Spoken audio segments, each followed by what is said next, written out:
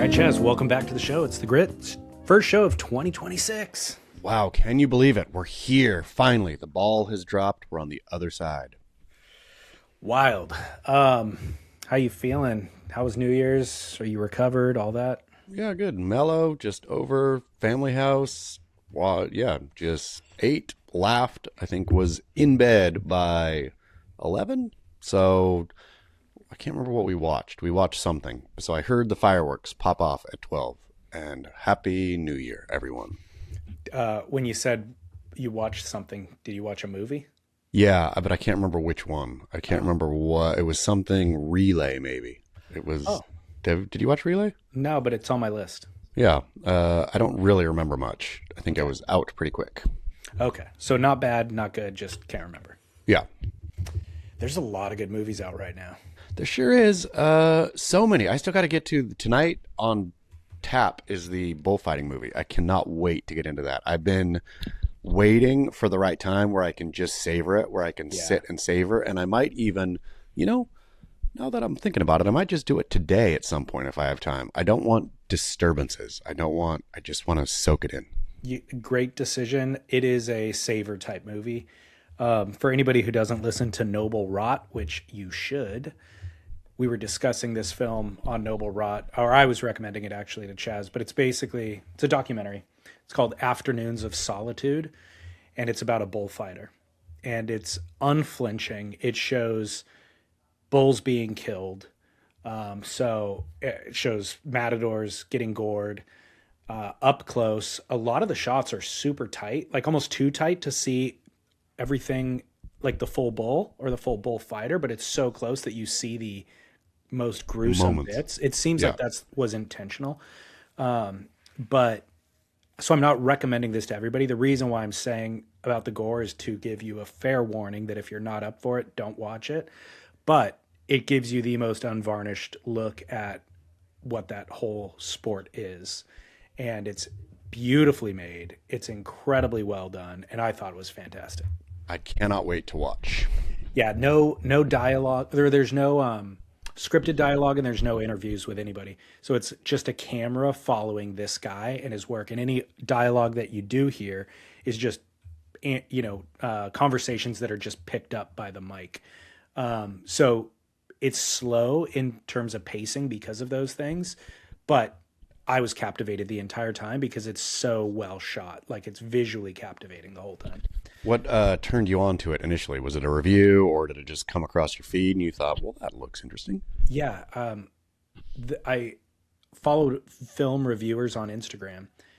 And so I think one of them maybe recommended it. And then I found it on Mubi for free. So you can stream it there. Yeah. But yeah, man, these 2 weeks, I've been burning through a lot of movies, TV shows, all of it. It's like I've lost track of days of the week, time, all of it. Are you ready for Monday to roll around? For those listening, I suppose right now it's Friday, which means we have like one more day of kind of nothing, and then a sort of weird nothing weekend leading back into the actual meat and taters of 2026. Are you ready to hit the ground running? I am. I'm ready for routine and just regular schedule. I'm ready for Austin to go back to school too, because we're running out of things to do. But yeah, I'm starting to feel the negative side effects of being lazy. Do you think that rich people, like trust funders in particular, people who don't actually have to work for their money, those who money was given and then also comes without responsibility, right? So I'm not talking about the royal family here who have apparently all kinds of responsibilities. I'm not talking about somebody who's waking up and rise and grinding. I'm talking about rich kids. Is this kind of malaise they feel all the time? Is this their permanent life where if you don't actually have to do something, it's easy not to do something, and then all of a sudden you're living the nothing full time? I think this is their plight, and they're not allowed to say it because everybody will scream at them and be like, you're not allowed to complain about having nothing to do. But I think that is totally, it's a problem. Or that's also why you see a lot of them who are fit and have hobbies or whatever, because they have to, at least they put the discipline into something that is beneficial to them. But even if you do those things, you might not find meaning in them. Like having an actual job gives you meaning and purpose. Yeah, I mean, and if you don't like, I suppose if you're doing art or if you're doing, if you're one of these well-to-do people who came into that money, I guess you can create something, but everything people are going to say, well, you bought your way in, right? If you try to be a fine painter or a fine artist, Yeah. people are going to say, yeah, whatever, or a musician or anything, right? Especially if you, so it would be hard to even motivate to work for something knowing that the reception is going to be, yeah, but. Exactly. How long would it take you to ruin your body and mind if you had a secret uncle that you never knew about who you inherited $50 million from tomorrow? I would hope that, okay, so and I hear what you're saying. So, it's life change. It would take me probably a month and a half to basically not ruin body and mind, but to become so kind of sluggish and despondent that I would be looking down the barrel of another however long I got left to live, thinking, "Oh man, take me back to working, please." So you How think long you you? kick out of it? Yeah, I mean, I would that's when I look at not celebrities. I feel or movie stars. I suppose they're always working and whatnot, but the I don't know, Page Six and the tabloids and all this. I've been seeing a lot of St. Bart's lately. A lot of wealthy folk in St. Bart's. And and it was a couple months ago, it was whatever the hotspot, I feel the celebrity hotspot where you go if you have money, changes every couple months. But you see them all now, they're at St. Bart's, right? And I'm thinking, how exhausting does it get to wake up and say, gotta pack the bag, get on the private jet, fly to St. Bart's, to go swimming again, to have more poolside cocktails, to have more, amazing private chef cooked dinners, and my life, FML. I don't know. I know what the number is for me, or like the ideal balance for me is working hard 9 to about 3. Yeah. Like a hard 6 hours. And before 9, I'll answer a few emails, do some stuff. After 3, I will definitely end up doing a few things. So there's probably an hour or two on either before 9 and an hour after 3 that I am getting things done as well. But keeping it 6 hard hours allows me to go out and surf or go out for a run. So I check the box of like physical exercise, check the work box, check the leisurely box, get to do the things I love, like cooking or whatever. And that's a well-balanced life for me. But if it was just being on the boat doing the cocktails thing, 2 weeks of vacation is plenty. 1 second. Can I do one quick email? Yep, go. Okay. Sorry. No, all good. In other gluttonous pursuits, I've got to follow up on caviar conversation. Oh, yeah. And even though we sparked the conversation here on the grid, I feel like it's more appropriate for Noble Rot. So maybe we visit it on Monday. Okay. But good. Who did it come from? Well, no, just my own feedback. So I bought caviar as well for New Year's, and that Quince 3-ounce tin is more caviar than I've ever owned in my life at one time. Like Yes. I usually buy the small one, and then you're using it very sparingly, so you get a taste for it, but you don't get to try it with a bunch of different things. With this giant tin, I've made 4 different dishes with it so far, and I'm like dolloping it on each dish. So I'm getting a much better appreciation. How much did it add to each dish that you made, and did it subtract from any dishes? Definitely didn't subtract from any. There was one dish that just kind of, it was not the highlight in, so I don't need to do it with that anymore. But what I found, and this may be common knowledge, is mixing seafoods is fantastic. Caviar on other seafoods, like caviar on crab, phenomenal. Yeah. Caviar with lobster would be phenomenal. Is there anything that you could mix caviar with that would be bad? Because I know caviar on chicken is good. Yeah, I think there are things you can mix that would be bad. I mean, I'm sure there would be, but yeah, seafood plus seafood is number one. The sum is greater than I always get this one wrong. The parts, the Sum is greater than the total of its parts. Yeah, but also this flies in the face of two positives making. Oh no, two positives always make a positive. So I guess if you didn't like seafood, if you didn't like any seafood, then you should throw caviar on crab, and then you would like seafood. Two negatives making a positive. It's pretty amazing. So anyways, we'll do a full deep dive into those dishes later. I got photo documentation too. Don't you worry. Okay, well, let's get into the show then. I was really concerned about Tom Curren coloring his hair last week. Yes. We got feedback. Great. Is he not coloring, or is coloring cool again? First sentence from this email, yes, he's coloring his hair. I have been doing hair professionally for decades and surfing for longer, and it pains me to inform you that your suspicions about our demigod's follicles are correct. Tom Curren is putting blonde color in his hair to cover the grays. My thoughts align with yours when it comes to hair color on men. It's almost always a no. Men's hair grows so fast that within 2 weeks, half their hair is white, and it's painfully obvious they're attempting to hide their age. The only acceptable version is gray blending that takes the edge off. This look is pretty common amongst most aging male newscasters. It's dignified, looks kind of smoky and blended, but not hiding or covering the aging process. I think what happened with Tom was a flawed attempt at this, where instead of blending the whites, he got talked into blonde to lessen the contrast of the new white growth. Not a good idea.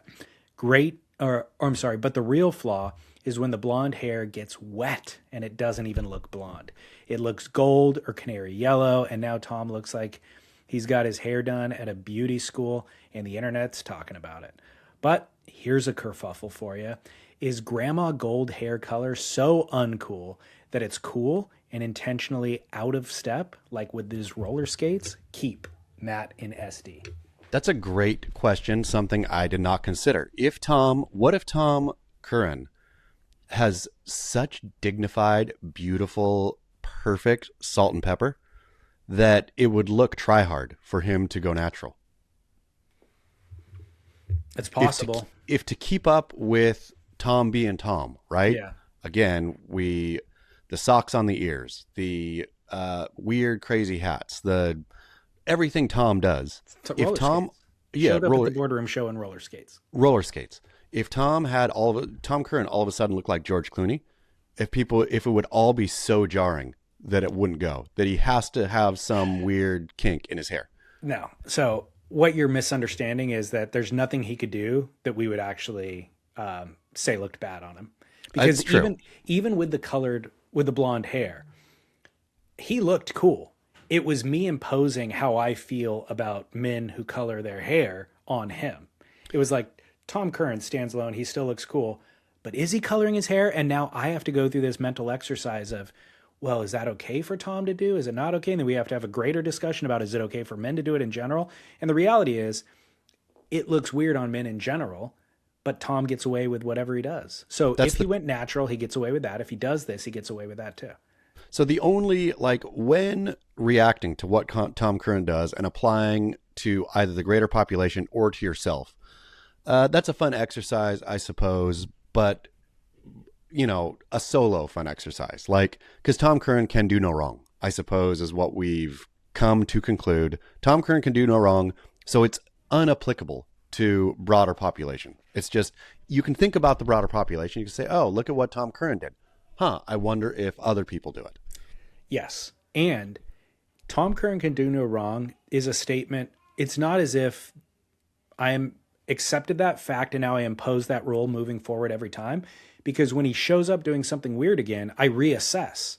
Yeah. I go, Tom Curren with blonde hair dry, golden old lady hair when it's wet in this wave pool footage. I'm reassessing in real time, and I look at him and I go, that dude looks cool. Of course. But the only trouble you would fall into is if you said, wow, Tom Curren looks cool. Maybe I should do that too. Which leads us straight into kook and Curren, which, let's not forget, it's not kook or Curren, kook and Curren. So you'd be a kook if you try to do what Tom Curren does. Exactly. And that is a problem.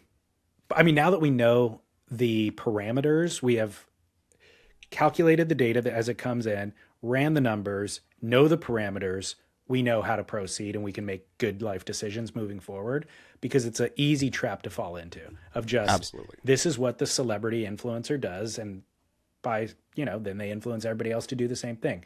Curren exists beyond that realm. Curren is not an influencer. Curren, frankly, should be an anti-influencer. He's an anti-influencer. If you see Tom Curren doing it and you're also doing it, I guess is the whole rule of the game. Unless you're a pro, unless you're at a Curren level, then you're being a kook. You can't get away with it. Nope. And just by virtue of you trying to do it defines you as a kook, because we know it would be proven by now that you are Curren if you were a Curren. But you're not a Curren. But you're not a Curren. Yeah. So he does dye his hair. There should be another layer, a top layer, right? So we have, of course, business class. We should have the first class of Kook and Curren, where it's comparing pros to Curren who are doing Curren like which pro dyes his hair, right? I'm sure there's plenty of pros that dye their hair. We'll figure one out and put out and see, okay, is he pulling this off? Like, can all pros pull it off? So this is interesting. We probably need to research it a little more, but just off the top of my head, I cannot think of a adult male from the pro, even if he's not a current pro, but even just like an aged adult male surfer who was a pro, who dyes their hair to make it look like their natural color. We've seen where they dye their hair to go wild, crazy. Like, this is pink or something like that, pink mohawk.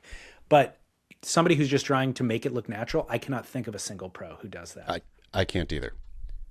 I'm looking to you, dear audience, for submissions here, because there's no way that professional surfers from, let's start at mid 60s till 2000s, that none of the aged pros have gone to the bottle. If you think about the icons, Mark Richards, Sean Thompson, Tom Carroll, go down the list, all of them are dignified and all of them are all natural. And then you go to the momentum generation, same thing. It's like, a lot of them are bald, I guess. Shane, Kelly, bald. But Kalani Rob, Rob Machado, definitely all natural. No Ross dye Williams, there. all natural.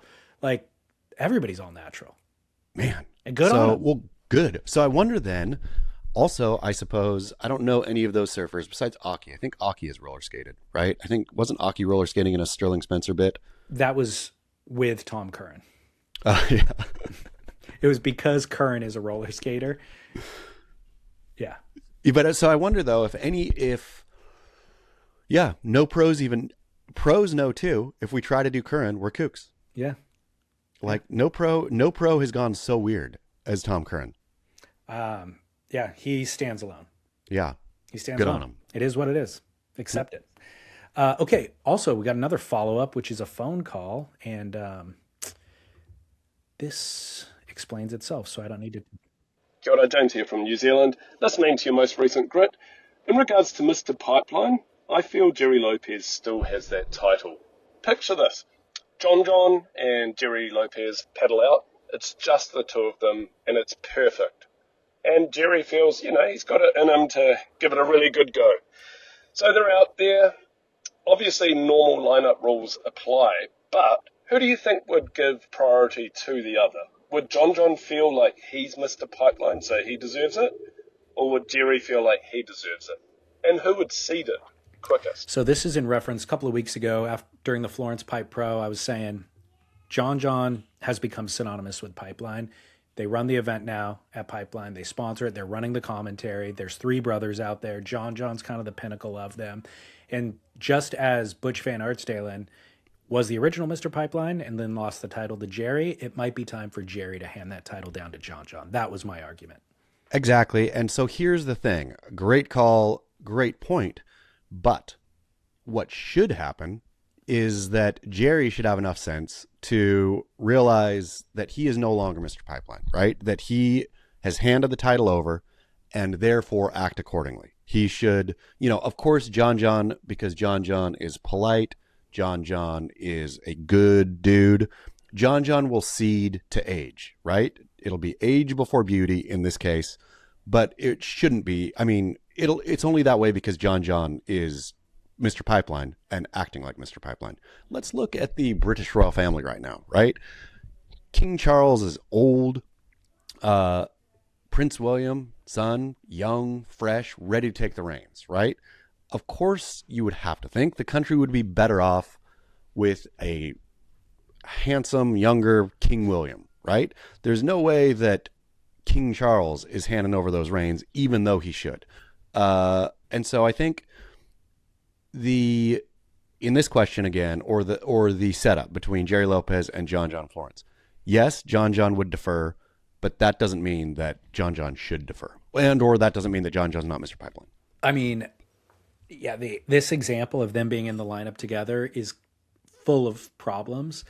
They're riding different boards. Gerry's sitting out back. John's sitting on the ledge. They're so far apart. You know what I mean? But you're right.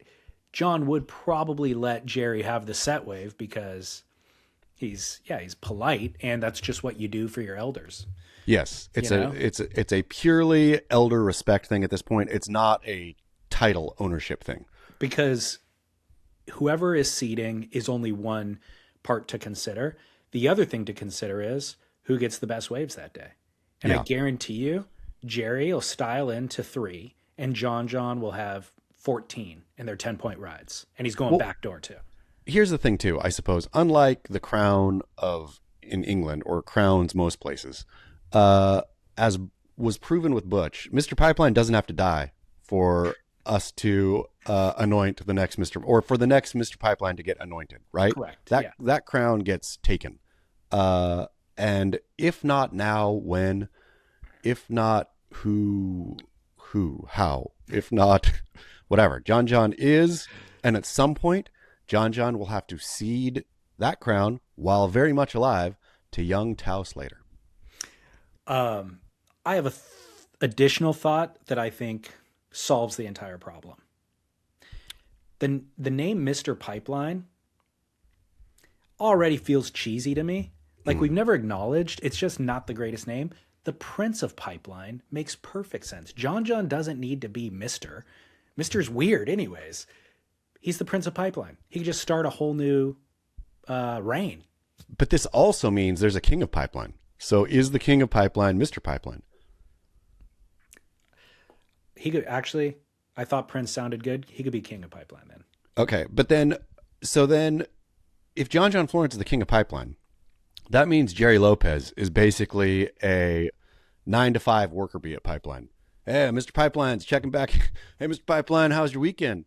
Have a good week. I hope you drank a couple beers. Well, let's get that T40 paperwork done today on my desk. So Mr. Pipeline sounded like the top title when there was no other title in contention.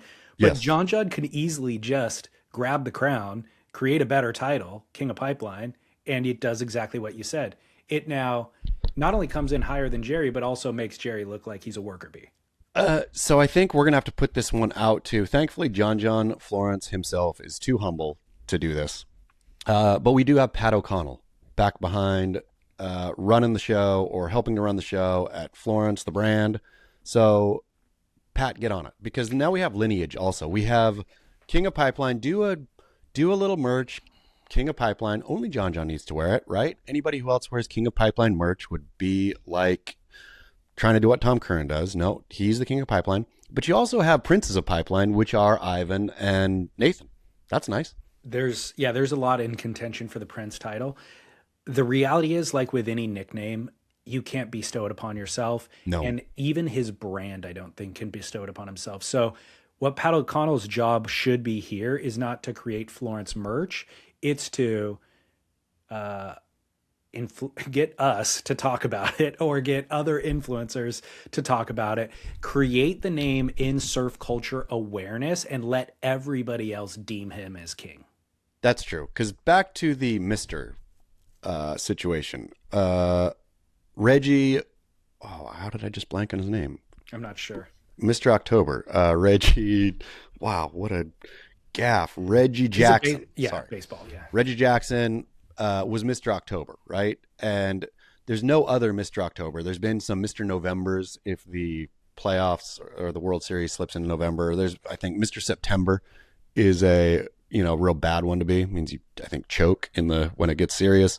But yeah, I don't think Reggie Jackson dubbed, but he's the only one. Nobody's ever somehow become a new Mr. October. They keep working around it. So to your point, let Gerry, I suppose, keep Mr. Pipeline. Yeah, there you go. We just need a new one.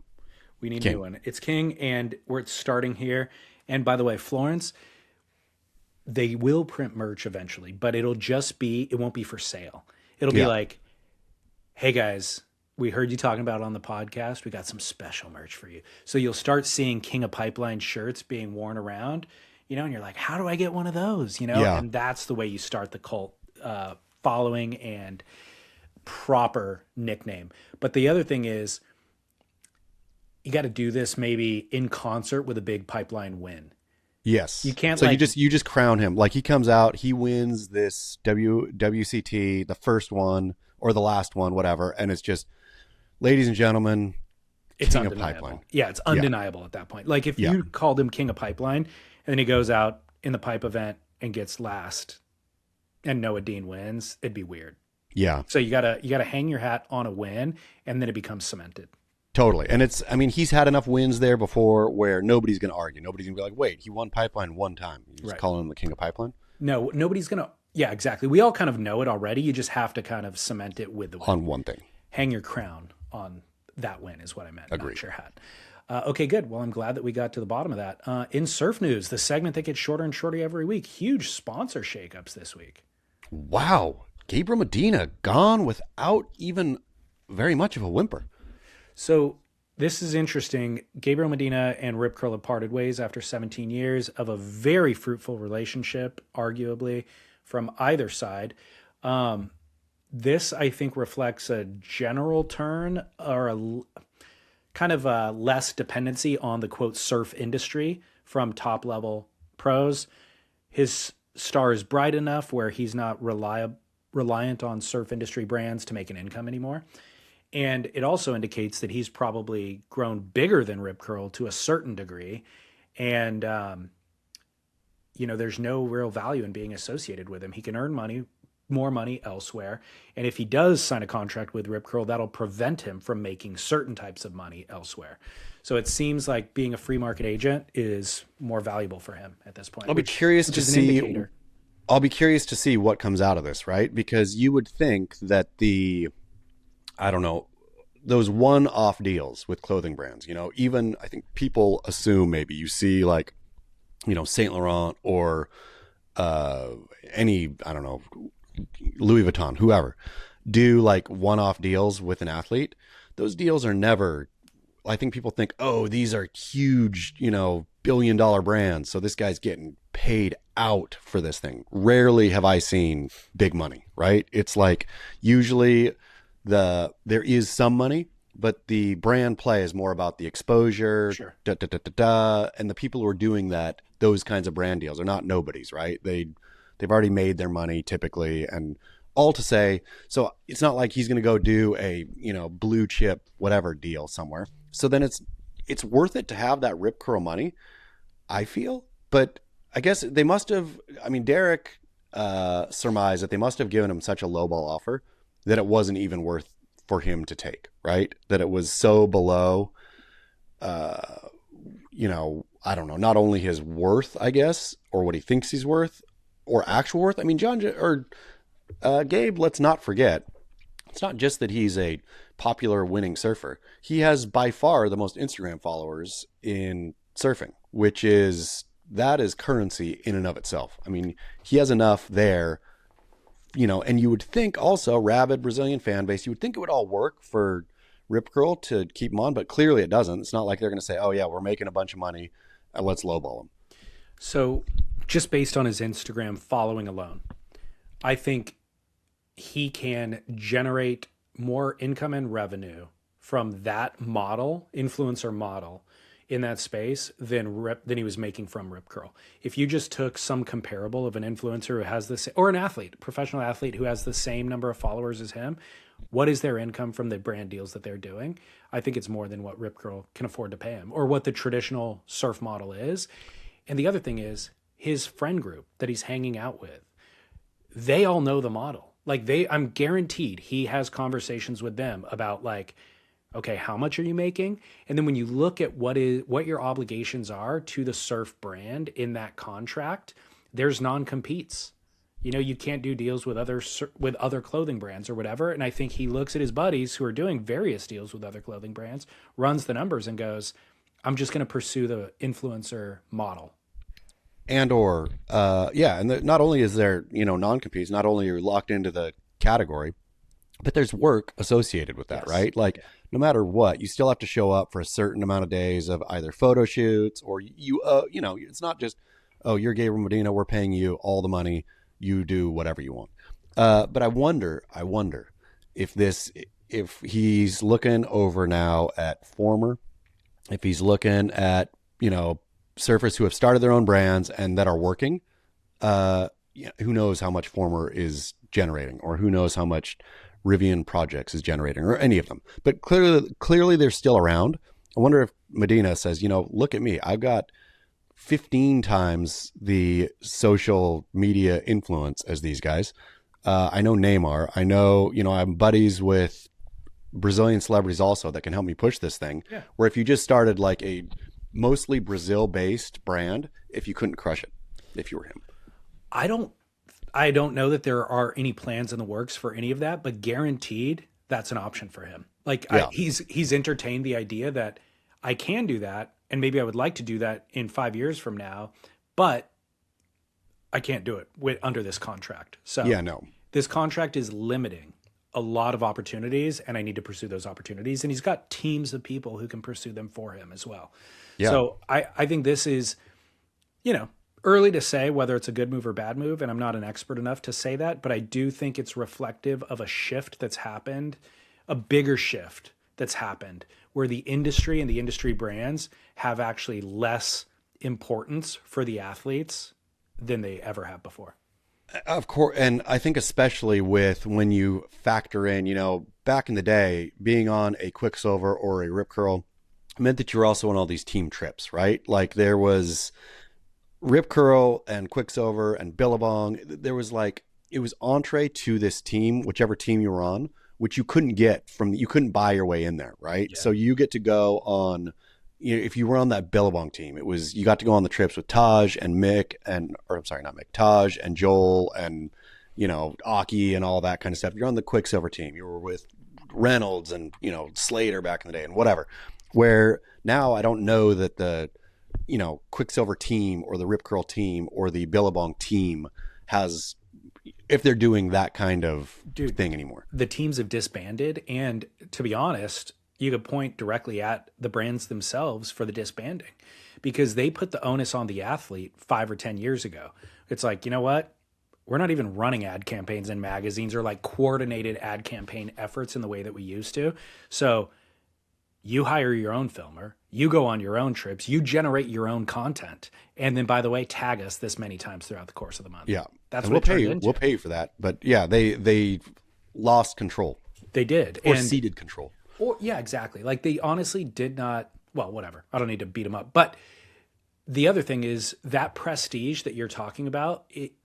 When I was young, growing up, and I saw a surfer go from maybe unsponsored or sponsored by a small local brand to then being on Quicksilver, the esteem in my mind went up. It was like, I now respect that surfer more because the authorities validated him. Now the opposite is true. If Gabriel Medina does do a deal with Yves Saint Laurent, now I'm impressed. You know what I mean? Yeah. Like I'd be more impressed him doing that than with Rip Curl. If he signed with Rip Curl again, I'm like, whatever, same old, almost downgrade. If he trades Rip Curl out for Yves Saint Laurent, then I'm like, oh my gosh, more esteem in my eyes. Yeah, because the outer, larger world with bigger budgets and more fashion sense validated him and his efforts. That means something.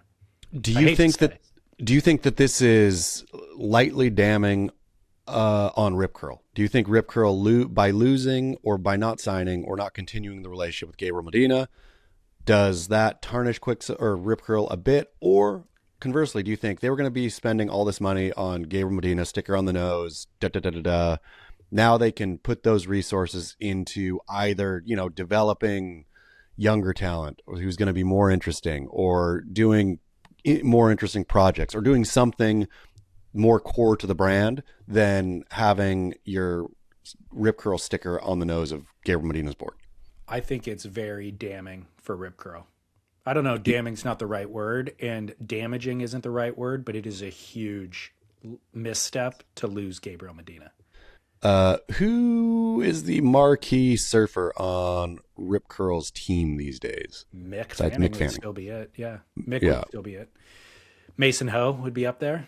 Oh yeah, Mason. You got Mason. I mean, if you're okay, so what if they were like, okay, Gabriel Medina, good riddance. We are pivoting to Mason Ho kind of searching, going back to the search idea, right? The search is no longer the CT. We don't, of course, we had our runs with Mick and we'll keep Mick because I'm sure Mick moves more product than anyone still, because I'm sure more older Australian men buy Rip Curl than any other segment of the population probably.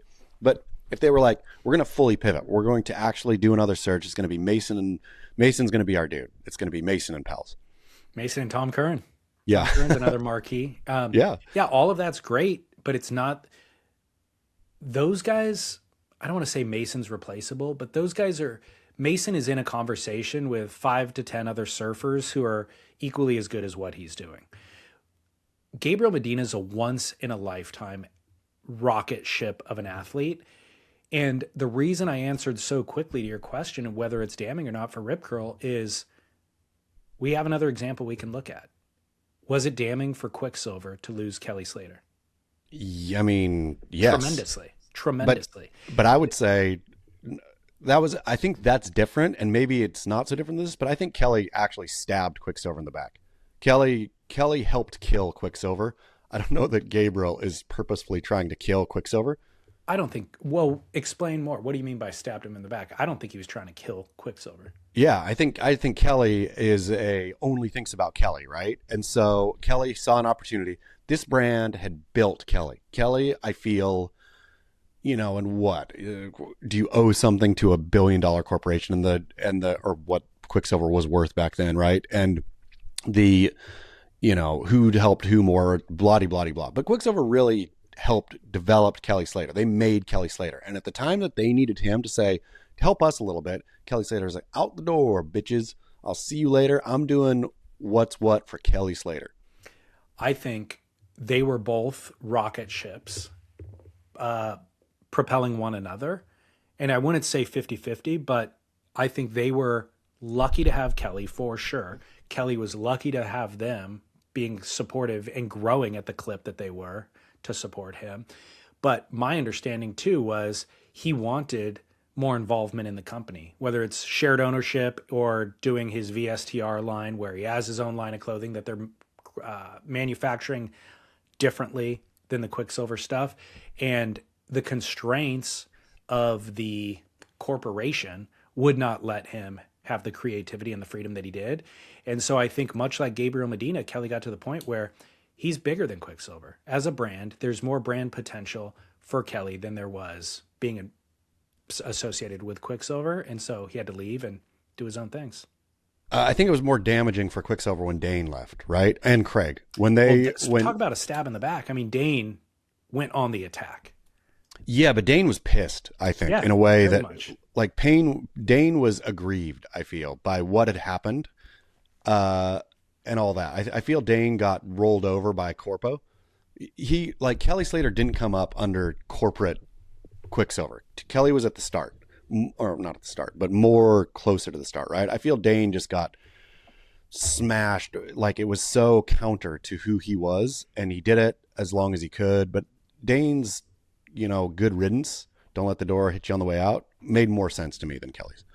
But I think, so back to Gabe, I think, does this damage Rip Curl or whatever? I don't think it damages them, but it's very difficult to put a numeric value, a dollar value on that athlete.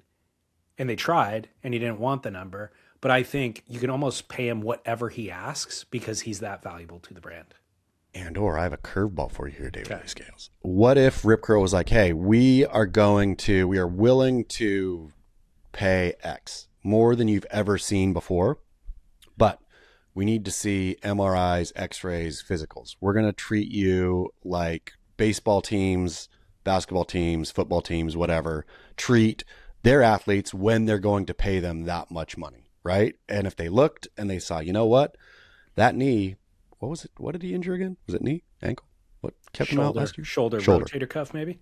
Yeah, if they're like, that shoulder is not looking too sharp. Yeah. We're not seeing, so we're not gonna pay you like the most. Your pay is directly related to your performance.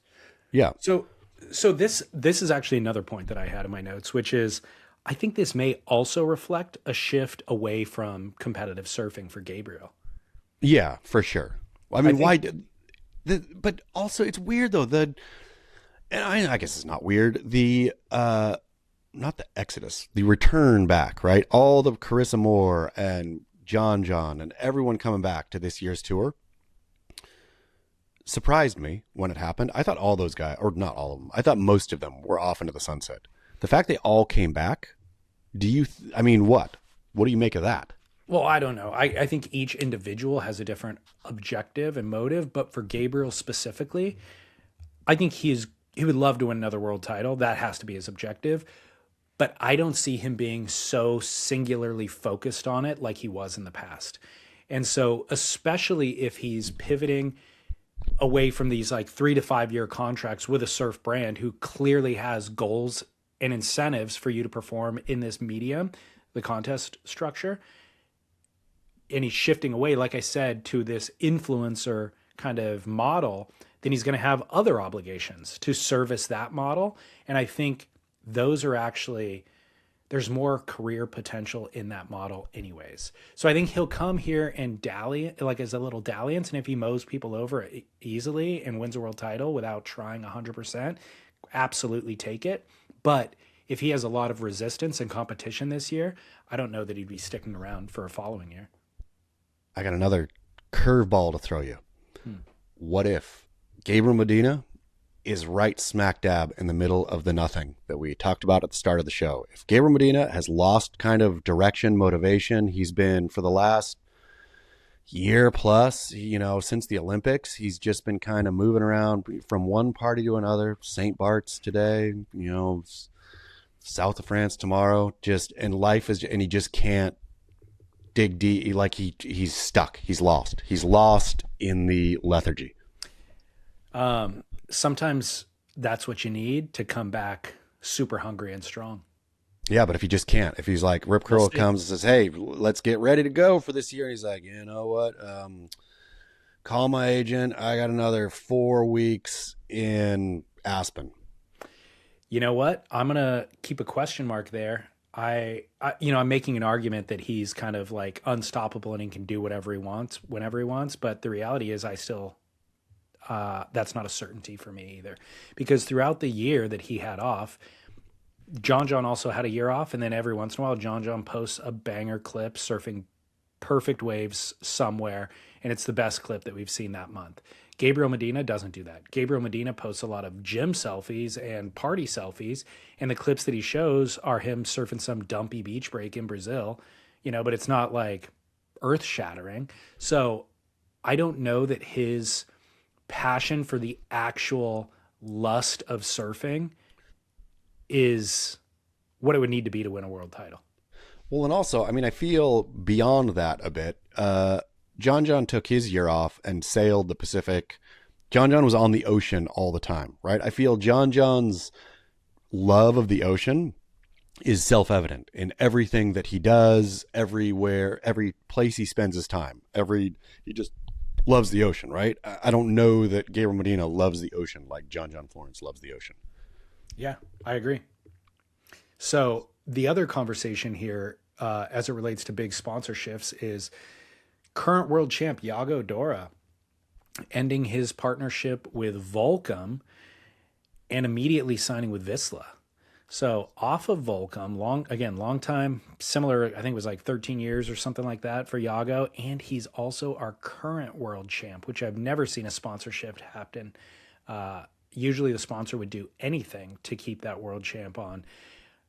And then Vissla swooping in and picking him up is equally as surprising to me. So do you have thoughts on this one? I love this one. I mean, I think, as much as the stone meant to people. That poor Volcom is, I think, even from what I know, and I don't know much, but Quicksilver still has a core team running Quicksilver, even though it is, owned by ABG and all of it and blah, blah, blah, blah, blah, blah. But there's still like a core nut of people at Quicksilver.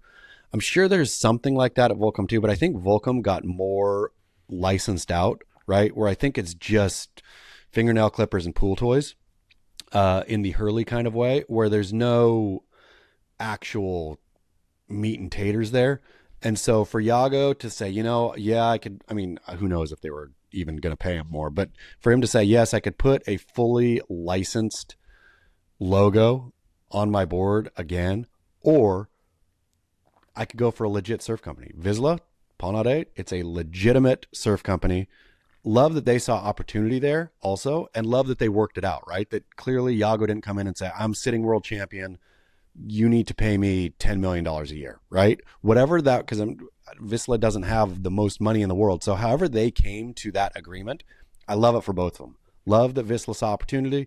Love that Yago likely maybe took, not a pay cut, who knows what it was, but that they worked it out. Yeah. I did not see that. I agree with you. I think this is a great move. This is potentially the best pickup that we've seen from a surf brand in a long time. And it also, Yago knows his value enough and has enough good people around him, business-minded people around him, to where he's not going to take a pay cut. And he's not going to, just help Vizsla do a favor for Vizsla or anything like that. I think Vizsla has run their business really well in the 12 or 15 years they've been around, and have grown to a level to where they can afford to buy a world champ now if they choose to spend their money that way. And I don't think it's coincidental that we saw Cam Richards off the team in the last month or two, Cliff Capono off the team, Noah Mizuno. It seemed like Vizsla was making a decision to free up budget and go all in. And I can't think of a better surfer to go all in with. Like, he is an absolute hot commodity who's still on the rise. And more on that, I feel, is that when I think of Yago Dora, I don't think of Volcom, right? He, of course, came up with Volcom, but I feel his star, or his Yago Dora as a thing, has now just entered most people, unless you're a full World Surf League nerd. Yago Dora, the name, has just entered the consciousness. And so he has, best years ahead of him, and people won't even remember Volcom with him. He and Vizsla will rise together, I feel. Totally agree. I think this is an opportunity where they have both grown to a certain level of stature, household recognition even, and yet they can grow 10x from here. Yeah. And I think that they're hitching the wagons at the right time to benefit from one another's growth. Like they've got the teams are in place and the wheels are greased enough to where you can really start making some gains, and fantastic partnership. Yeah, great. And excited to see what Yago is going to do this year on tour. And, I've been talking light smack on especially the men's side of the World Surf League Championship Tour this coming 2026 year. But exciting, right? Exciting to see how Gabriel's going to come back. Exciting to see what John's going to do in the motivation there. Exciting to see how Yago comes off a win. Does he back it up? Like, good storylines. Totally agree. And, definitely excited to see what he could do on tour. But also, if he chooses not to be on tour, I'm still following Yago. I'm still a big fan of Yago free surfing. Yeah, no. And I feel that, and I feel Vizsla would be a great platform and would understand that as well. And you will actually see Yago, right? Where I don't think Volcom had, especially in the last 5 years, where it was just all of the fluctuations and mess internally there. There wasn't room or time or probably finances to drop Yago bangers regularly, right? Vizsla can be dedicated to helping build the Yago brand. I will say too, just kind of to pull back the curtain for listeners a little bit, over the years, whenever you and I talk about stuff, maybe controversial topics or whatever, I've had my hand slapped a couple of times by some of the main brands, or just I have had my hand slapped specifically. And then also, you just notice emails don't get returned at a certain point. You know what I mean? Communications from that brand tend to slow. Visla and Florence specifically, I have gotten the opposite with. Anytime we wade into something controversial and then I see people in the brands later, they're just like, you guys are crushing it. Keep going. And even feed information, even like hit me up out of the blue and be like, hey, did you hear about this or whatever it is? So I appreciate that they haven't gotten, those brands specifically haven't gotten so corporate that they're now running under some different principle than just discussing the best surfing and the best waves and delivering the information.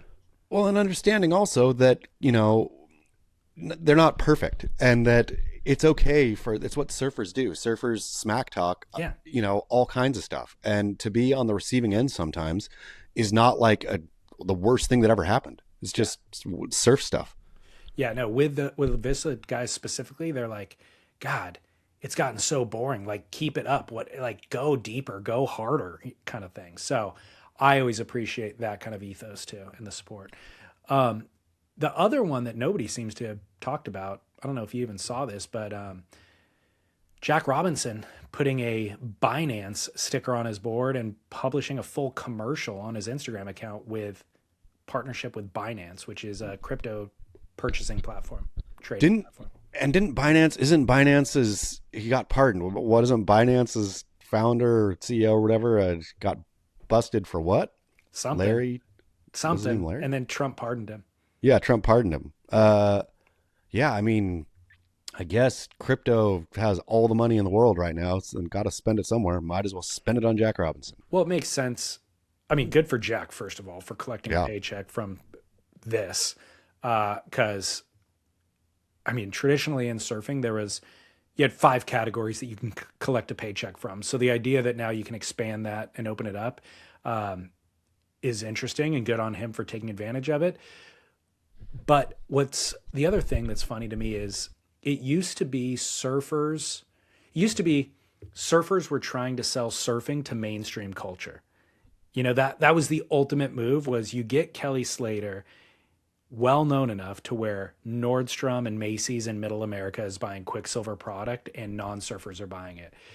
Everything shifted. All these conversations we're talking about, it's now surfers trying to sell mainstream stuff back to surfers. That's true. It's Jack Robinson trying to go, hey, you guys, you should be looking into crypto. Check out crypto. You know, and we're like, I don't know that I need my financial advice from Jack Robinson. I'm more interested in which wetsuit to buy from Jack Robinson. Well, it's a great point. It is a great point that you make. Also, I think, though, probably shows the level to which surfing, quote, as a community has grown at this point, and maybe they're misreading a bit. I think you could see if you're a Binance, if you're on the marketing team at Binance or on the agency who runs Binance's marketing team, and you're like, you know what? I picked up Wavestorm in COVID and I love it. And I see a lot of people love this surfing thing, right? And then they dig in, they read the report, surfing set to grow by 200% in blah, blah, blah, blah, you know, and then they think, you know, okay, great. This is a growing market, growing population. Let's get a surfer. Little do they know, not one person who picked up surfing in COVID knows who Jack Robinson is, nor cares. That's a good point. Yeah. But good on Jack for cashing the check. Absolutely. I wonder if they paid him in crypto. Hope so. I bet he's one of those. I bet he took his payment in crypto. Yeah. Well, I guess let's see what else is in my notes. Moving on. I got a don't say gay. Well, let's do it. Let me see. Oh, I've also got another, not officially a don't say gay, but I've got one, and then I got a listener one I could play for you. But mine is butthurt. You know the phrase butthurt? Yes. This came into butthurt. Yeah, this came into popularity. I started to hear it 15 years ago about so-and-so's butthurt. It's meaning their feelings are hurt, but in a way that probably is unjustified, I guess. Yeah, they're being wimpy. Yeah, and then when I used to hear it, I was like, it had a certain pizzazz to it. Like I kind of liked it, but it was also I didn't understand it. Like Yeah, where's the connection between having your butt but and hurt, hurt. yeah, to having your feelings hurt? I don't quite get it, but I could laugh at it a little bit, chuckle at it a little bit when I'd hear it. But then I heard it being used in the last 10 years way too frequently. Just it became kind of the common thing to say when somebody's feelings were hurt. So, what are your thoughts? Do we keep it? Do we ditch it? I was working through the exercise as you were speaking, thinking that clearly it is a reference to being somebody being gay, right? It's Is it? clearly someone who's gay or not, someone who's acting gay, quote unquote, in the way we're not supposed to use it anymore. Somebody, because you're Don't say exactly right gay. that the usage of it is somebody who is overly emotional about something that happened to them, right? Yeah. It's unjustified emotional reaction. But what if it's like they got a spanking and then are, bummed about being spanked? Like the person who gets a licking or the kid who gets spanked when spanking used to be a thing and then would go sulk about being spanked was always not cool, right? Yeah. You take your licking and you walk out head held high. So I'm going to say, what if it's related to that primarily? What if it's this person got spanked and then they're sulking about it? I think that is probably where the origins come So from. then I like well, it. I mean, I never even thought about a, LGBTQ slur. I always just, to me, it was, yeah, nothing to do with that. That's always how I considered it, Okay. was that this person is being, because women are rarely butthurt also, right? Well, yeah, but They could be, but I'm saying you rarely hear or I've rarely heard the reference in she's butthurt about this. yeah, It's like 9 times out of 10 he's butthurt about something, right? So that's why I took it as he's butthurt because he's acting effeminate because he's a gay man. yeah, I guess. But if you're talking literally, butt hurt equating with gay, that would imply that style of sex that they prefer hurts them. But I don't think it does. I think it's pleasurable for them, so they wouldn't say butt hurt. And women sometimes enjoy that style of sex as well, so they would not be butt hurt either. They would be butt pleasured. Okay. So if it were an LGBT thing, it'd be butt pleasure, not butt hurt. So I think it specifically is to do with spanking. Okay, so I like it then. If it's Okay. you can't take a spanking, if you're sulking about a spanking, Yeah. I'm in. Yeah. Keep it. Keep butt hurt. Yeah. Okay. And don't be butthurt. Like being butthurt is lame, right? Yeah, I don't think I've ever been called butt hurt.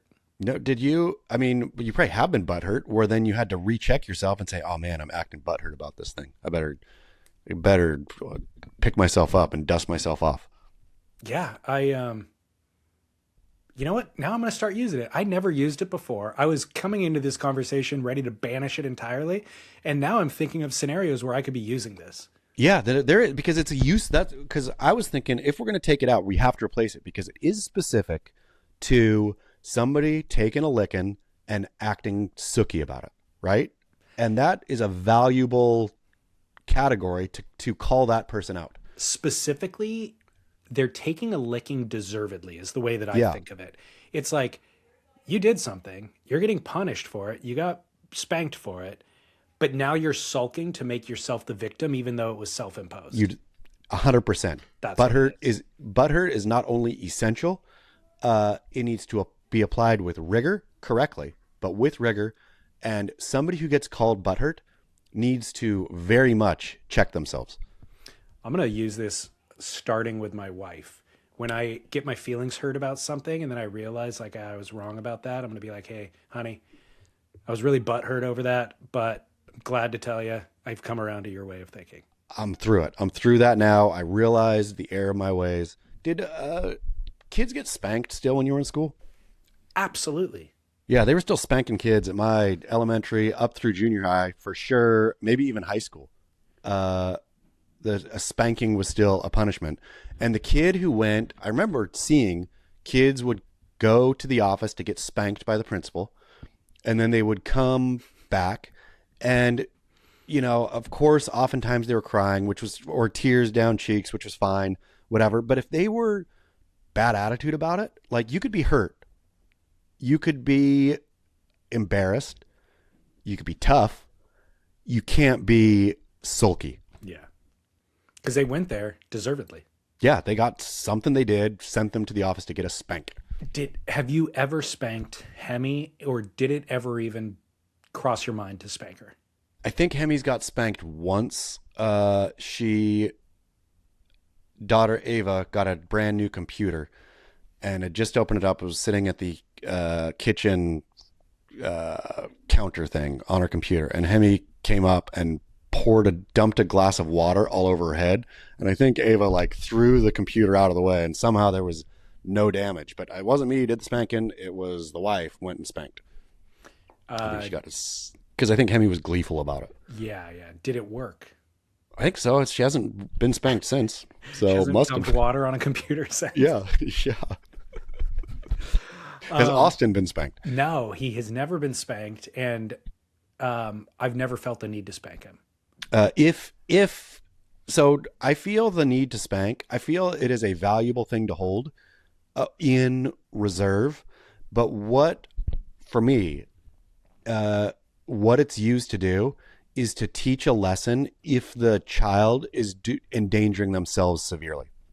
Like, if you're goofing around in the street or something like that, and you get caught, then a swift bam, arm grab, bang on the butt. Like, you do not do that. To put a core memory in of damage associated with, you're not doing it or for me at least, not doing it for moral, guidance, or for, consequences and, whatever. You stole this thing, now you get a spank. No, there's, that's what yelling's for, or whatever. Other things for me are for that. But if it's they are endangering themselves, like, gleefully, kind of, they're not being serious about the consequences, then the is added.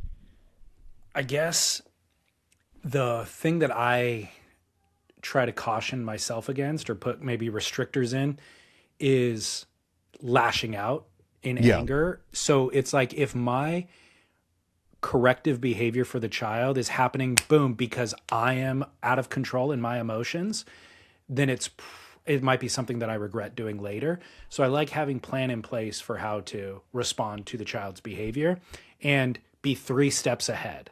Like, it's a chess game, and I'm like, he's behaving this way because he's tired. So I don't need to I don't need to address the superficial thing that he's complaining about right now. I know that he's tired, so I need to act in, you know what I'm saying? I'm always a few steps ahead from what he's doing. But I guess you're right. If there was a situation that like needed an immediate, swift response, and no amount of rationalizing with a child is going to get that thing across right now, or even an amount of screaming won't penetrate, you got to do something.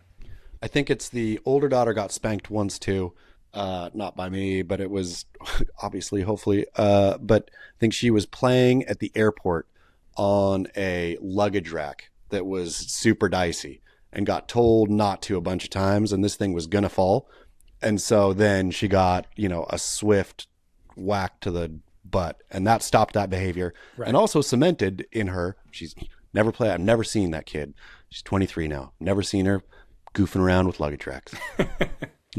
Good. Yeah, it's like their brain is operating, especially when they're young, in a way that is like zoned out every other stimulus. Yes. She's just in the zone playing, but that swift physical action snaps them out of that trance. And it snaps them out of the trance, and then I think allows for an explanation, even if the explanation doesn't hold at that time. But they remember, right? I did that to you because you were going to hurt yourself. You needed to get snapped out of that. Yeah, the follow-up words that I would deliver is that, like, hey, I do not want to spank you. Yeah. You were in the zone. You were in a trance. Like, we had to break it. Don't go knocked out. Yeah, don't go into that trance.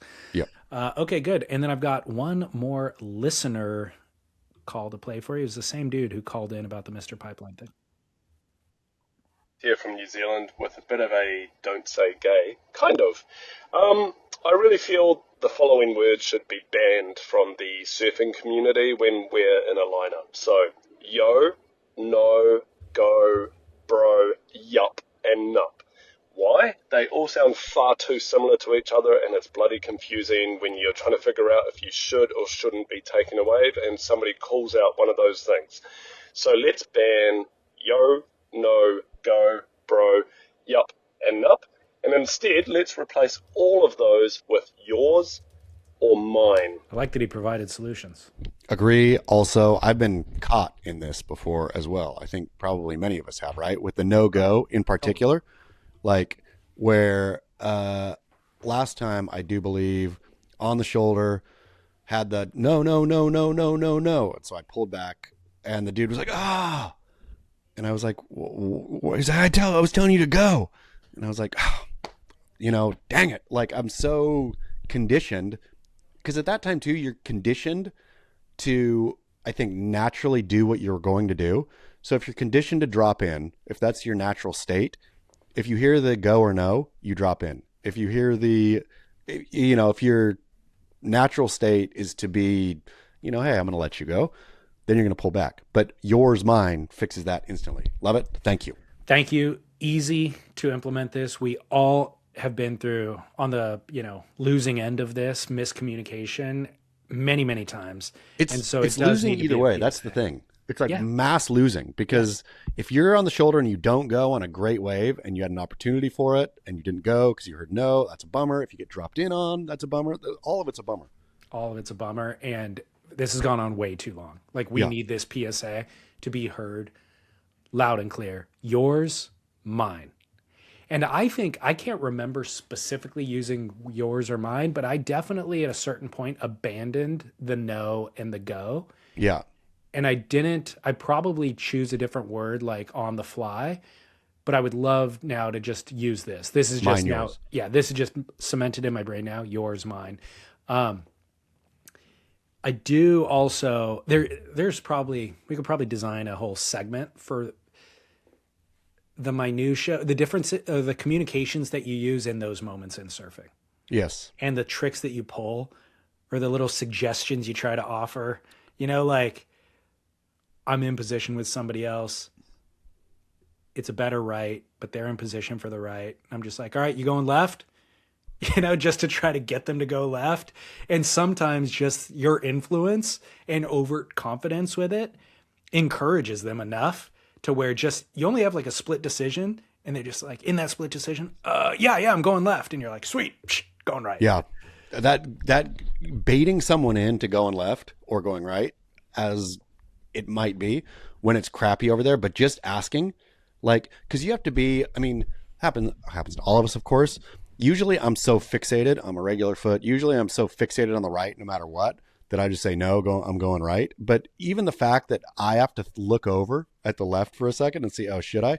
And I've probably honestly just said yes before, just because it was offered. It was put on offer. I'm like, oh yeah, that's what I was going to do. Yeah, does that guy see something I don't see? Yeah. Like just getting in their head, because again, you just need a split second sometimes. And if you slow them down that little bit, that's enough. Or I've also done that when I still have time to reposition. So I'll say, you going left? And the right's far better. And they're like, no, going right. I'm like, okay, now I can climb over their back and go left. Yeah. Because I'll go left. Like the left isn't as good, but at least I'll get to go on a wave right now. Yep. So just having like that little bit of communication, I think helps. It's funny. The going left, going right doesn't happen tons. And it should be vaguely offensive. Like it should be one of the lineup no-nos, right? Because you're paddling for a wave. You're already got a lot going on in your brain. A lot of it, of course, is, reptilian, just muscle memory stuff. But you're thinking about what you want to do. Somebody's breaking in to your moment of zen before you're going, asking you a question. But I'm never offended by it. You have to accept it. I mean, I think that there would be a version that you're offended by if you grew up surfing in some isolated place where there weren't a lot of surfers. But if you're in Southern California, you just have to accept that it's overcrowded and we need some level of communication. Totally. And that a wave or half of a wave, a left of a wave or a right of a wave going unridden is uncool. Totally. Like it has nothing to do with you. It's not like you're in a competition and the judges are going to give you each a score at the end and you blew it by given up it's that left is or right is nothing to do with you. So you might as well cough it up. Yeah. All right. Well, thank you for that call, those 2 calls today, actually, and yours or mine. Abandon all the similar sounding words and just go yours or mine. Yep. Let it be known. All right, let's go to commercial break and come back with Barrel or Nah. All right, Chaz, welcome back. So good. 2026, off to a bang. Off to a bang. By the way, listeners, you heard those listener calls. Maybe you want to call in too. I haven't even given out the number for the listener line in probably over a year. So if you want that number, it is 760-237-0150. And obviously, if you are out of the country, you have to put the country code in first. We are in America, in case you didn't know, and that is +1. So thank you for that. Barrel or Not. So we're using, Chaz and I are recording on a different platform than Zoom, and it allows me to load media like phone calls. And we used to use this platform years ago, and old media was loaded into this still. So would you like to hear an old theme song that we used to play that somehow got lost? Sure do. Here it is. It's Barrel. it's Barrel. it's Barrel. it's barrel. It's a hard barrel. It's barrel. Hard barrel. Barrel. It's a hard barrel. It's barrel. Or not. It's a straight barrel. Do you remember that? An early DJ Seaweed banger. I think it might have been Jay Martinez. Oh, really? I think. Okay. Well, It- mystery. Jay Martinez was involved somewhere. I don't know if he designed the song, but I think he was responsible for the caw or the Yes. question related to the caw. And it was related to what we were just talking about different ways that you communicate with others in the lineup. And one of the ways is he was saying, or maybe you were saying, you're paddling for a wave and you just give him a caw. Yeah. You're just like, and like get out of the way, basically. Like rather than, hey, move, is just, or a whistle. You know, you're taking off on a wave and somebody is committed to it down the line. Yes. And you're trying in as few words to communicate to them to get out of the way. You just call. It must have been Jay. I think Jay was cawing. And so that might be his caw. Or I think Yeah. that was your caw recreating his caw. Maybe so. Maybe so. It's been a long time. We can't keep Man, up with all this. decade. So you want to hear another one that was loaded into the media center that Yes. I had a good laugh at? I used to play this whenever we would talk about Eric Logan.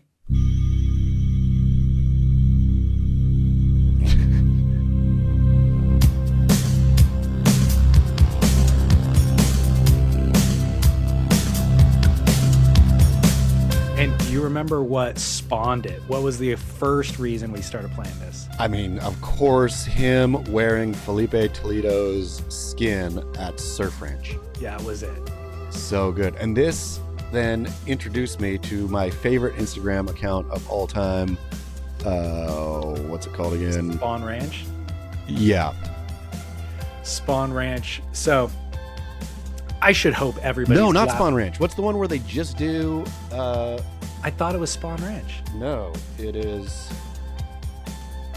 Hold on. Let me Well, find it. For anybody who isn't laughing heartily right now, I will fill you in on the joke. And this is the song that was played in Silence of the Lambs when Buffalo Bill was dancing and crafting a skin suit. He was tailoring a skin suit from his victims and dancing naked in front of the mirror, preparing to put on said skin suit. So Eric Logan getting a t-shirt made with Felipe Toledo's chest tattoo and then wearing it in front of Felipe Toledo was the reason. The Instagram account, what is it? It's so Q Lazarus is the band, Yeah. right? Oh, that's what it is, Q Lazarus. So Q Lazarus with a Q is the band Okay. who sang that song. Yes, They're a yes. full one-hit wonder. Yeah. Q Lazarus, C-U-E. Oh, Lazarus? Right. They just put that song to there's any dancing in an advertisement, in a movie, any famous dancing scene, any obscure dancing scene, they just layer that song over and it makes that scene even better. Q Lazarus. And the dance tends to, this song works with almost any dance. It does. Fast, slow, all of it. It's amazing. Yep. Yeah. Spawn Ranch might be run by the same person because I see them sharing stuff all the time. Okay, good. I'm going to go follow Spawn Ranch now. So anyways, thank you for the Barrel and Off theme song, either DJ Seaweed or Jay Martinez. I don't know who, but this first Barrel and Off comes from a listener email. And this was one of those, I don't know, do people ever just put the full message in the header line of the subject line of the email for you? Sometimes. I like sometimes when that happens. It's I mean, fun. oftentimes I do. If the whole thing can just fit there and then work or whatever in the body, that's great. This came through as the subject line. It said, shapers that write, Jesus loves you on the stringer. And then I opened it up and the body of the email said, wrestle with that one. At least count them. There's a lot. And I do see the Jesus loves you shaper message occasionally. I often see The fish. fish. So there is Jesus messaging from a lot of shapers, even if it isn't those words, Jesus loves you. But is this barrel or not for you? It's funny. So the first time I saw a Christian fish on a surfboard, I thought, oh, the shaper's a Christian. And then I started seeing it so much that I thought, oh, this must be some other symbol in surfboard shaping, right? Like this means that the stringer is whatever, or that it's glass something. You know, I had no idea. But then come back around to find out, nope, it's the Jesus fish. I was thinking, how many Christian shapers are there? Which is, so were people doing it? Like sometimes I see, whatever, like construction bros or whatever, any mechanic who have a big Christian fish on the business. And I'm thinking, okay, are you a Christian or are you advertising to Christians, right? Is this a ploy, a marketing ploy, or is this legit? So I'm going to say, if you're throwing the Christian fish on your surfboard, if you're a Christian, barrel. If you're not, and you're trying to get a Christian customer, then no barrel. Definitely not option B, and certainly not with a shaper. I don't think a shaper would be working that angle, try to attract Christian customers. You sure? I mean, okay, so if I'm not mistaken, you know more about the surfboard industry than me, but I want to think this started with Merrick. I couldn't say where it started, but Merrick definitely would have been doing that. Or I remember it for sure. I want to say it started with Merrick, and that when Merrick's got so popular, other shapers started doing it as a, I'm going to get some of that hot Christian surf action too.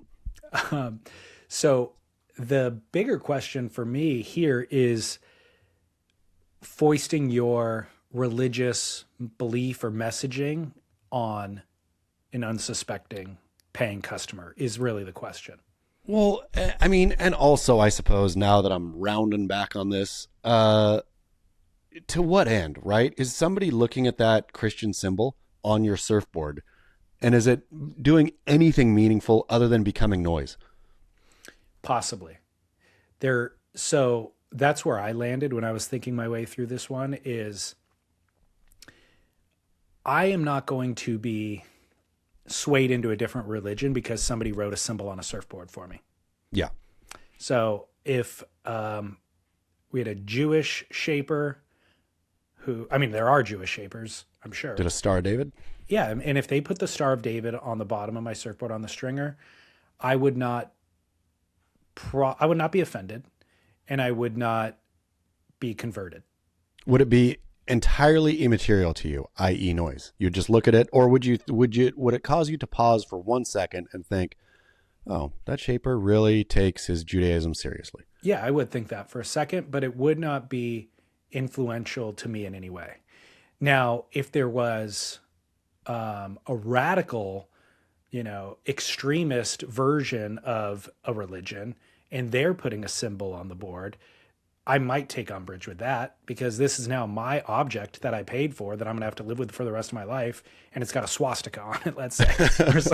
That's not a religious symbol. But if it was that problematic. It is. It's a Hindu religious symbol. Yeah. So if it was that problematic, then maybe there'd be a conversation to have. I don't know that there's a lot of customers that would find the Jesus loves you offensive or the Jesus fish offensive. But my answer to your question of, where does it actually have meaning or value? I think there are people who are so wayward and so at a point and so lonely, at a low point and so lonely, to where that little message might actually make a difference. Yeah, and great. So therefore, then either it's noise, or in 0.1% of cases it makes a difference. So I'm going to say it's fine. Now, the flip side is there 0.1 or maybe 0.2% of cases, doesn't need to be a percentage at that point, 0.2 cases where somebody is offended.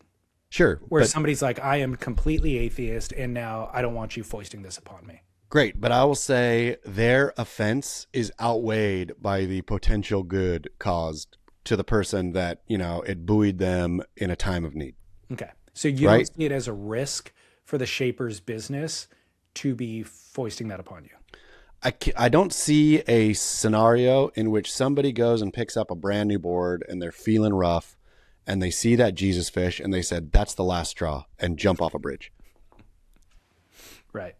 But I do see possibly a scenario where somebody goes, they're feeling rough, they pick up their board, they see the Jesus fish, they say, you know what? I'm at the end of my rope. I'm going to go try some religion. Or they were considering the bridge jump before, and then they read that and they go, not today. Yeah. Somebody loves me today. Sure. So there we go. So it's a barrel. Net positive. Net positive. Keep it coming, Shapers. Barrel or Not came to both you and I via email. Napkin Bib, B-I-B. Currently in between courses at an Italian restaurant, a lot of oil, a lot of sauce, and I'm dressed nice. And I have bad luck with getting a stain in nice clothes. Hence the Barrel or Not, using a napkin as a bib at a restaurant. Discuss work A.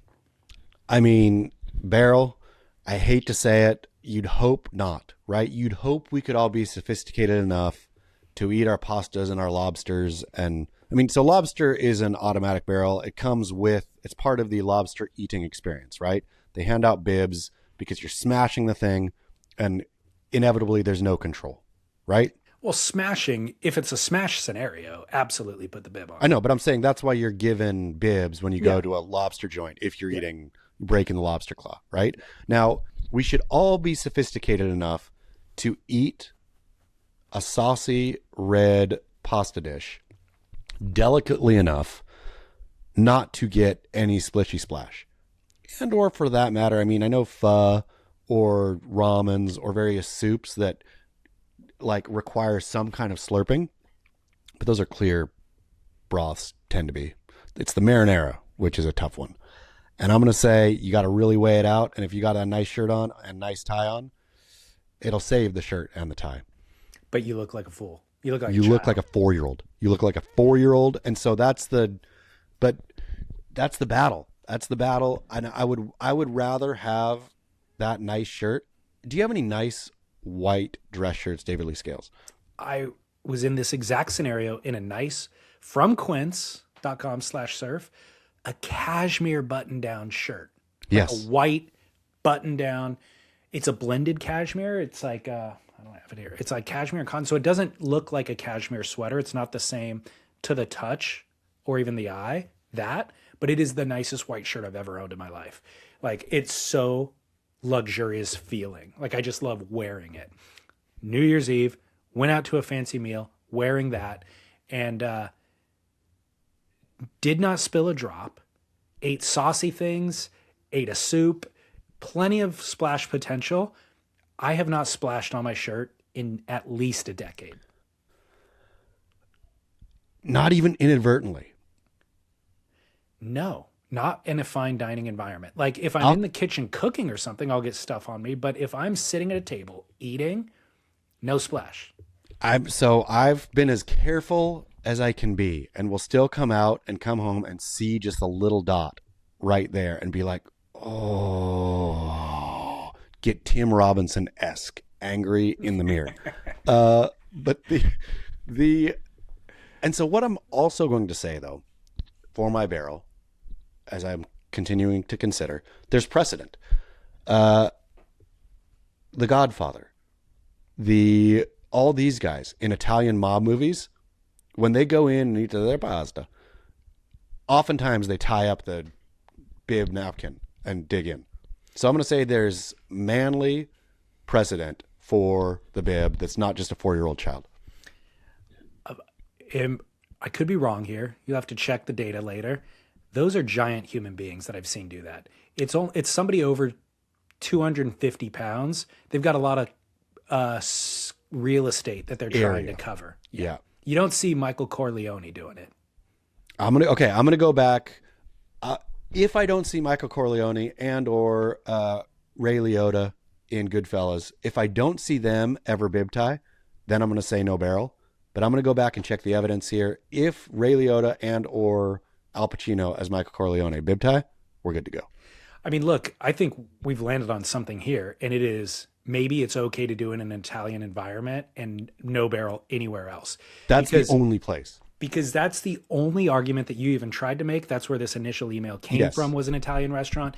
But my brain immediately went to fine dining. It's like if I'm dressed up, obviously I'm presenting myself in a certain fashion. Covering it up with a bib napkin is the antithesis of it. And generally a fancy dinner is going to be a 2-hour plus meal. So all night long, you're covering yourself up with a bib. It looks silly. Looks silly. So no barrel. But in an Italian environment, maybe anything goes. Maybe this is, they're the Tom Curren of restaurants. Italian and lobster, right? Those are the two.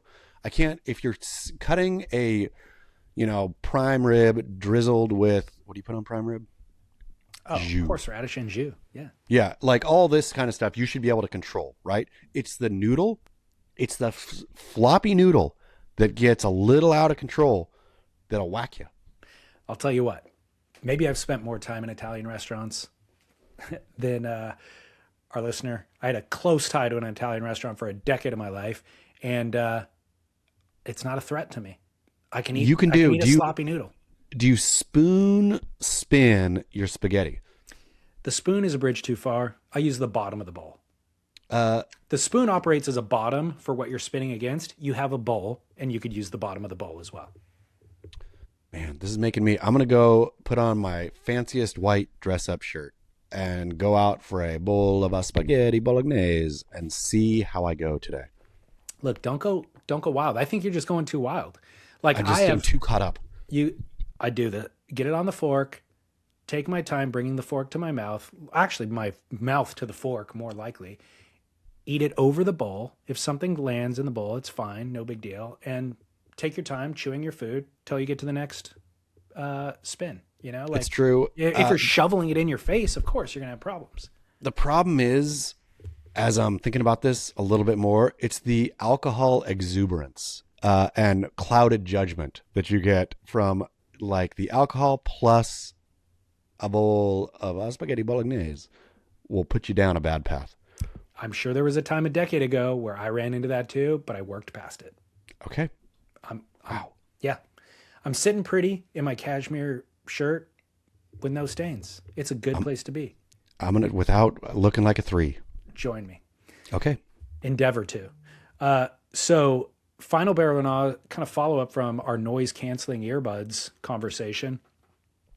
Barrel and awe, moving through the house with earbuds in. This is living life with earbuds. This is doing dishes with earbuds, doing the laundry with earbuds, walking around, living in earbuds. No barrel. I was just thinking about this the other day, not in my home, but I was out, I was going on a nice walk in the park and saw 2 people there together, walking together, having a conversation together. One of them had earbuds in. I was thinking, like, are you, there's no way you're listening to music while conversing with those people, even on super low. There's no way that you're waiting for an important call that if you miss it, your house is going to get repossessed, right? And so you've got to be, so I had this same exact thought. I thought this person wakes up and they put earbuds in and they probably don't take them out all day, right? Like it's, in their mind, I'm sure it's practical. I'm talking to a person right now, but in 20 minutes I'm not, and then I don't have to fish around for my earbuds and put it in when I get the call. It just rings in my head. But what a horrible way to live. What an awful way to live. So even if I'm getting coffee, like if I'm listening to earbuds and I'm in line at the coffee place and then it's my turn and I have to communicate with the cashier, you take the earbud out. Yeah. Even if it's just one earbud, because I do move through the house with earbuds in, but I keep one in and I keep one out so I can listen and hear whatever communications are happening. But even if I have one earbud in and the podcast or music I'm listening to is paused, the cashier doesn't know that. And so out of courtesy to the cashier, take the earbud out and have direct communication, put it back in afterwards. I mean, we used to live our hat conversation, all of this. Do we have the hat conversation, the fedora conversation here? Yeah. Yeah. Yeah. You look back at pictures, old-timey pictures of the men in their three-piece suits and their fedoras and all of it, where you just think, what a better time, right?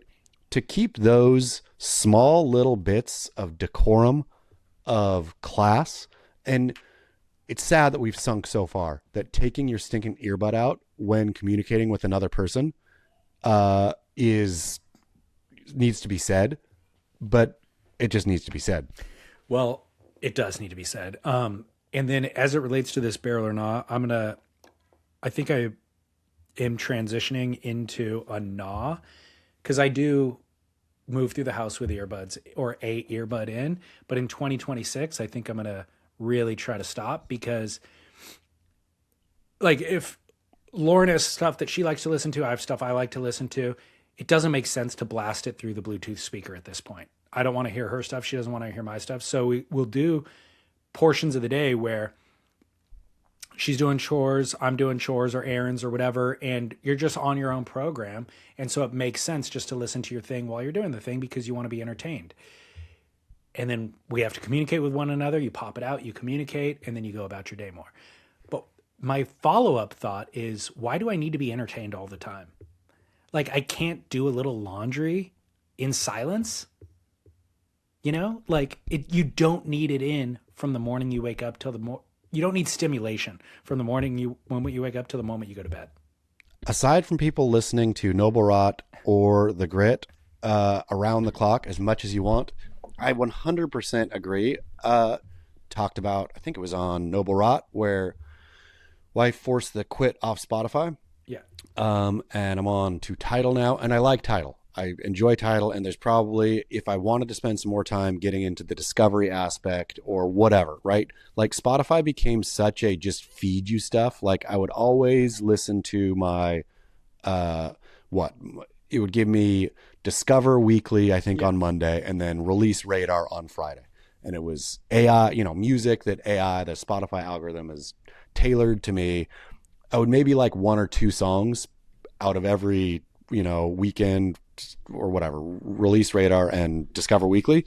But it was still, always listen to music. Since the Tidal years, I don't listen to music. Like I listen to Stravinsky or Tchaikovsky in the car driving, and that's it. And I've noticed the quiet around the house. I write quietly now. It's been I just noticed it the other day that I'm not constantly listening to something or watching something. There's a lot of silence.